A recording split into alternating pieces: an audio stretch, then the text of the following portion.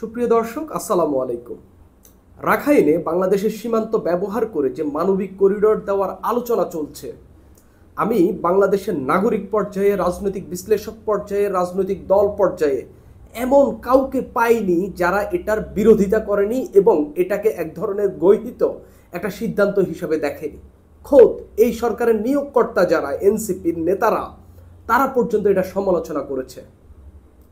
পাশাপাশি চট্টগ্রাম বন্দর নিয়েও একটা আলোচনা চলছে, যেখানে এই বন্দরটি সংস্কারের নামে, এই বন্দরটির উন্নয়নের নামে বিদেশি বহুজাতিক কোম্পানির হাতে তুলে দেওয়া হচ্ছে, যেটা বাংলাদেশের মানুষ এটাকেও খুব ভালো চোখে দেখছে না। কিন্তু ভালো চোখে দেখছে সরকারের কয়েকজন এবং আমাদের প্রধান উপদেষ্টার প্রেস সচিব শফিকুল আলম। একটা সাক্ষাৎকারে টেলিভিশন টক শোতে, যমুনা টেলিভিশনের টক শোতে তিনি হাজির হয়েছেন। সেখানে তাকে এইসব বিষয়ে প্রশ্ন করা হলে তিনি বললেন তাদের সব কিছু করার ম্যান্ডেট রয়েছে। ইংরেজিতেই বললেন, we got mandate to do everything. একেবারে তাদের সব কিছু করার ম্যান্ডেট রয়েছে। তারা চাইলে মায়ানমারকে করিডোর দিয়ে দিতে পারে, তারা চাইলে বন্দর যে কারো হাতে তুলে দিতে পারে, তারা চাইলে যে কোনো কিছু করতে পারে, তারা চাইলে দীর্ঘদিন ক্ষমতায় থাকতে পারে। শফিকুল আলমের কাছে আমার প্রশ্ন, আপনাদের যেহেতু সব কিছু করার ম্যান্ডেট রয়েছে, যে কোনো একটি ছেলে খেলা নির্বাচন দিয়ে কোনোভাবে কি ক্ষমতায় থেকে যাওয়া যায় কিনা, এটা একটু দেখেন তো। ম্যান্ডেট তো আপনাদের হাতে রয়েছে, এটাও কি সম্ভব কিনা, বা এই ম্যান্ডেটটাও কি আপনাদের রয়েছে কিনা? কারণ অনেকেই তো ফেসবুকে সরগরম করে রেখেছে, আপনাদেরকে ক্ষমতায় দেখতে চাচ্ছে অনেকেই। তো সেই জায়গায় এটাও একটু করা যায় কিনা, তাহলে আপনাদের ক্ষমতায় থাকার যে খায় সেটাও পূরণ হইল। আবার শেখ হাসিনার মতো বলতে পারলেন যে নির্বাচনে মানুষ আমাকে ভোট দিয়া ক্ষমতায় রাখছে। এই যে শফিকুল আলমের এই আচরণ, we got mandate to do everything, এই যে এই আচরণ, এটাই একটা ফ্যাসিস্ট আচরণ। শেখ হাসিনার আমলে আমরা দেখেছি একটা ছেলে খেলা, একটা শয়তানি মার্কার নির্বাচন দিয়ে এরপরেই তিনি আইসার প্রেস কনফারেন্সে বলতেন যে মানুষ আমাকে ভোট দিয়ে নির্বাচিত করেছে, আমি এখন দেশের উন্নয়ন করে যাচ্ছি, আমি মানুষের জন্য কাজ করে যাচ্ছি। কোনো জিজ্ঞাসা নেই, কাউকে বলা নাই, কোয়া নাই, তিনি তার মতো করে কাজ করতেন। ঠিক একইভাবে কি কাজ করছেন না এই অন্তর্বর্তীকালীন সরকার? সংস্কার করছে। গত 9 মাস, 9.5 মাসে তারা কি এমন সংস্কার করেছে বলার মতো? গত 9.5 মাসে এই অন্তর্বর্তীকালীন সরকার কি এমনটা করেছে যেটা তারা পাবলিকলি খুব ভালোভাবে প্রচার করতে পারবে? শফিকুল আলম ওই টক শোতে বলেছেন তারা 260টির মতো আন্দোলনকে মীমাংসা করতে হয়েছে। মানে 260টি আন্দোলন এই ঢাকা শহরে বা বিভিন্ন স্থানে হয়েছে। এগুলা তাদেরকে এক ধরনের দমানোর কথা বলেনি, তিনি বলেছেন যে তাদের এগুলোর সঙ্গে কোপ আপ করতে হয়েছে। তা আপনারা যদি জনগণের ম্যান্ডেট নিয়ে ক্ষমতায় বসেন, জনগণ কেন মাঠে নেমে আন্দোলন করতে হবে? এই ম্যান্ডেটওয়ালা সরকার কেন জনগণের পালস বুঝা তাদেরকে কার কি চাওয়া সেটা পূরণ করে দিতে পারেননি? কেন জগন্নাথ বিশ্ববিদ্যালয়ের শিক্ষার্থীরা মাঠে নামতে হইল? কেন আপনারা আগে থেকে বুঝে এটা পূরণ করে দিতে পারেননি? কেন শিক্ষকরা প্রতিদিন মাঠে নামতে হচ্ছে, আপনারা কেন এটা বুঝতে পারেননি? এখন প্রশ্ন হইল, শেখ হাসিনা যেভাবে বলতেন জনগণ তাকে চাচ্ছে, তিনি জনগণের জন্য সব করছেন, একইভাবে শফিকুল আলম একইভাবে বলছেন জনগণ তাকে বসিয়েছেন। সবচেয়ে ভাবনার কথাটি যেটা তিনি বললেন, এই যে করিডোর দেওয়া হচ্ছে, এই যে চট্টগ্রাম বন্দর দিয়ে দেওয়া হচ্ছে, তিনি বলেছেন, স্পষ্টত বলেছেন জনগণ এতে কোনো অসুবিধা নেই, জনগণ এটা ভালোভাবে দেখছে। তিনি এভাবে বলেছেন যে জনগণ এটার সঙ্গে রয়েছে, তারা যে বন্দর দিচ্ছেন, করিডোর দিচ্ছেন, এটা জনগণ মেনে নিচ্ছে। আসলে কি তাই? জনগণ কি মেনে নিচ্ছেন? উনি কিভাবে বুঝলেন এটা? উনি কি কোনো জরিপ করেছেন? এখন পর্যন্ত এই যে দুইটা কাহিনী, বন্দরের বিষয়টা কিভাবে বিদেশি বহুজাতিক কোম্পানিকে দেওয়া হচ্ছে, এটার বিষয়ে সরকার স্পষ্টত কিছু বলেছে, খোলাসা করে বলেছে? এই চুক্তিটা আসলে তারা কিভাবে করছে সরকার কি জনগণের সামনে বলেছে? সরকার কি এটা নিয়ে কোনো প্রেস কনফারেন্স করেছে যে আমরা এটা এভাবে করছি, এভাবে এটা আমাদের লাভ হবে, এটা করলে এভাবে আমাদের কর্মসংস্থান তৈরি হবে, এভাবে করলে আমরা এত বছরের জন্য ওরা অপারেট করবে, আমরা এভাবে ওদেরকে টাকা দেবো, ওরা তো আর বিনা পয়সা করবে না? বলছেন এগুলা? তিনি করিডোরের বিষয়ে বলছেন যে মানুষ এটা নিয়ে অতি মাতামাতি করছে, বেশি কথা বলছে। এখন পর্যন্ত 5% কথা হয়েছে। ঠিক আছে, 5% কথা হয়েছে। 5% কথার মধ্যেই কেন আপনারা নীতিগত সিদ্ধান্ত নিয়ে নিলেন যে আপনারা করিডোর দিয়ে দিবেন? এই 5% কথার মধ্যেই যদি আপনি শুয়ে যান, জাতিসংঘের সঙ্গে, তাইলে বোঝা যাচ্ছে বাকি 95% কথার মধ্যে আপনি আসলে কি করতে পারেন। এটাই বাংলাদেশের মানুষের জন্য সবচেয়ে বড় দুশ্চিন্তার বিষয়। এটাই আপনার ঔদ্ধত্যপূর্ণ আচরণের বহিঃপ্রকাশ।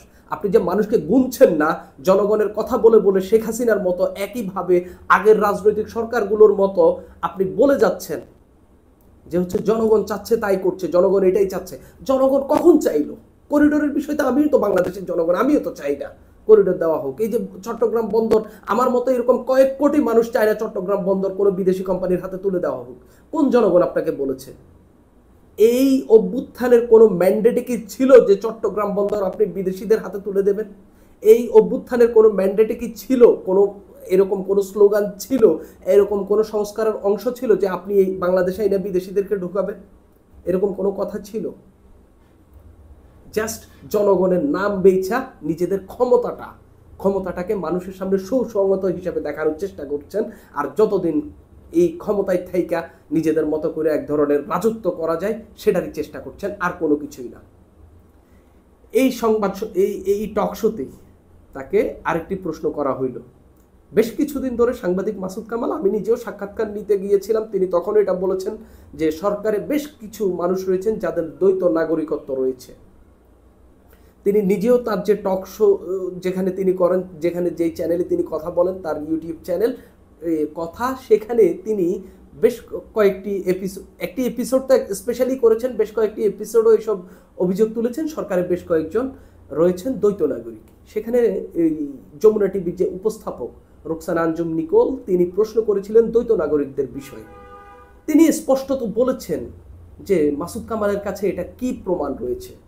আচ্ছা, এখানে রোকসানা আঞ্জুম নিকোল মাসুদ কামালের অভিযোগের পরিপ্রেক্ষিতে বেশ কয়েকজনের নাম উল্লেখ করেছেন। আলী রিয়াজ রয়েছেন, লুৎফে সিদ্দিকী রয়েছেন, তারপরে ফায়েজ তায়েব, মনির হায়দার, আরও বেশ কয়েকজনের, এই নির্বাচন সংস্কার কমিশনের যিনি ছিলেন তিনি, বদরুল আলম মজুমদার, আরও বেশ কয়েকজনের কথা উল্লেখ করেছেন। তিনি বলেছেন স্পষ্টত যে হচ্ছে, শফিকুল আলম স্পষ্টত বলেছেন যে হচ্ছে মাসুদ কামালের কাছে যদি প্রমাণ থাকে তিনি দেখাক, কিন্তু তিনি এটা বলেননি যদি এই সরকারে দ্বৈত নাগরিক কেউ থেকে থাকেন কি ব্যবস্থা নেবেন, সেটা কি তিনি বলেছেন? একভাবে চতুরতার সঙ্গে তিনি পাশ কাটিয়ে গেলেন। মাসুদ কামাল যদি আগামী 2-1 দিনের মধ্যে প্রমাণ করে দিতে পারেন যে হচ্ছে এই সরকারের দ্বৈত নাগরিক অমুক অমুক রয়েছেন, কি ব্যবস্থা নেবেন শফিকুল আলম?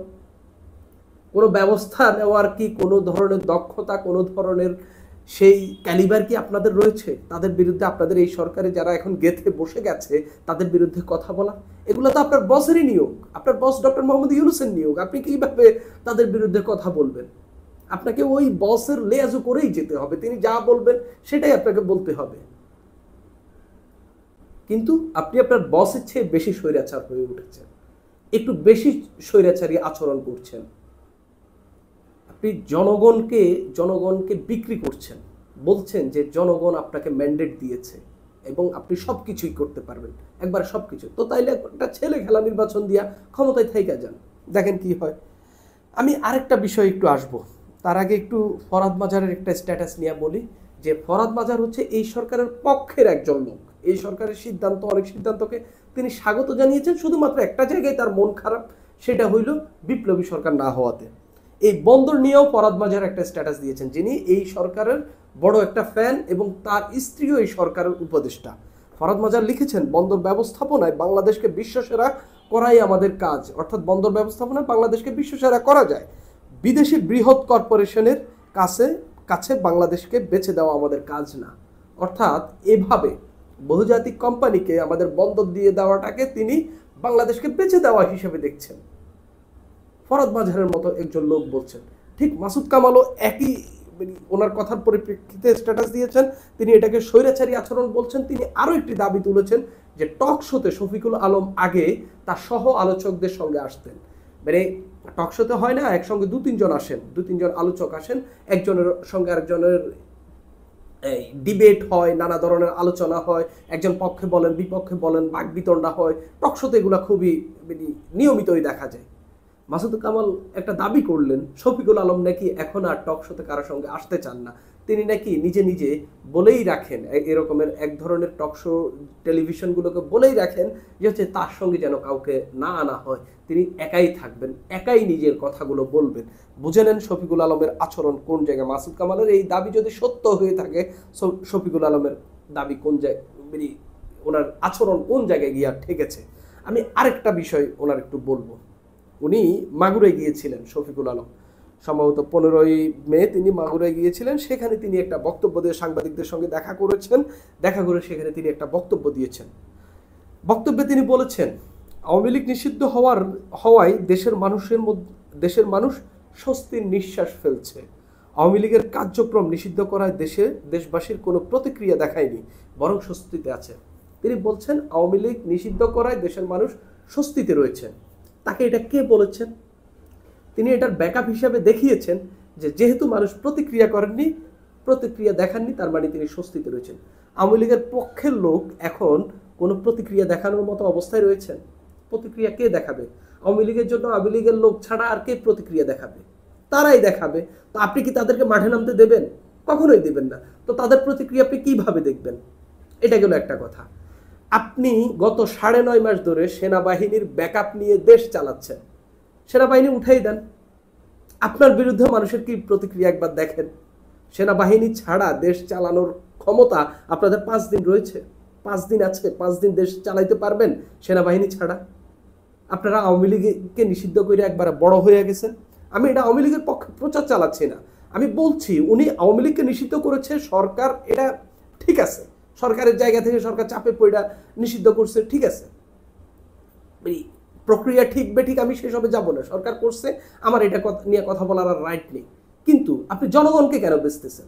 এখানেও জনগণ কি আপনাকে জনে গিয়া বলছে যে আওয়ামী লীগকে নিষিদ্ধ করা ঠিক হয়েছে, আমরা স্বস্তিতে আছি? আপনাকে এই কথা বলছে?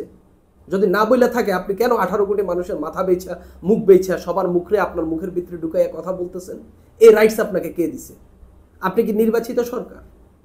আপনি কি ধরেন একটা এলাকায় নির্বাচন করে আপনি 5 লাখ, 2 লাখ, 1 লাখ ভোট পাইয়া ক্ষমতায় বসছেন? আপনার 2টা ভোটও পান নাই, একটা অভ্যুত্থানের পর আপনারা ক্ষমতায় বসছেন, আপনি পুরো জনগণের মাথা বিক্রি করে আপনি তাদের আলোচনা হিসেবে চালাই দিচ্ছেন। আর আওয়ামী লীগের নিষেধাজ্ঞা যে দেশের সব মানুষ চায় নাই, এটা তো ওই আন্দোলনেই বোঝা গেছে। হাসনাত আব্দুল্লাহরা 3 দিন ধইরা শাহবাগে আন্দোলন করছে, সারা দেশের মানুষকে ডাকছে, সব মিলে মানুষ হয় না 20,000, 25,000, 30,000।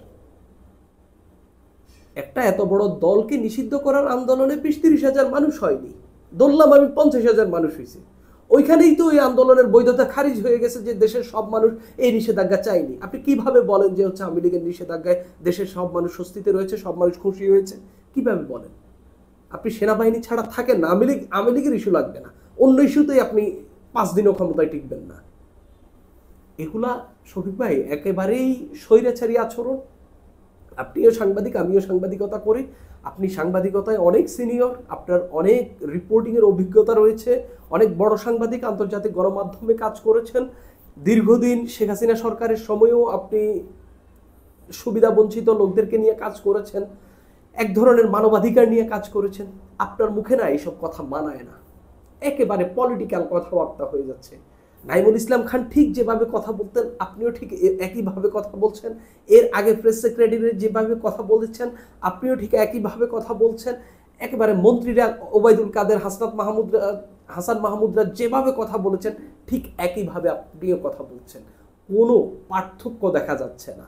তাইলে আদতে শেখ হাসিনারা হটাইয়া শেখ হাসিনার দেশ থেকে, ক্ষমতা থেকে নামাইয়া লাভটা হইল কি? আপনারা দেখার জন্য কি আমরা এই আন্দোলন করেছি? আপনারা দেখার জন্য এইরকম কথাবার্তা দেখার জন্য কি আমরা একটা সরকারের পতন ঘটাইছি? কোনোভাবেই মানার মতো না। যদি আপনার ওই গার্ড থাকে, সেনাবাহিনীকে মাঠ থেকে উঠাই দেখেন। আওয়ামী লীগ লাগবে না, অমুক লাগবে না, তমুক লাগবে না, শুধুমাত্র আপনাদের এই কথার কারণে মানুষের জনরোষের মুখে আপনারা ক্ষমতা ছাড়তে বাধ্য হয়ে যাবেন। সুপ্রিয় দর্শক, আজ এই পর্যন্তই।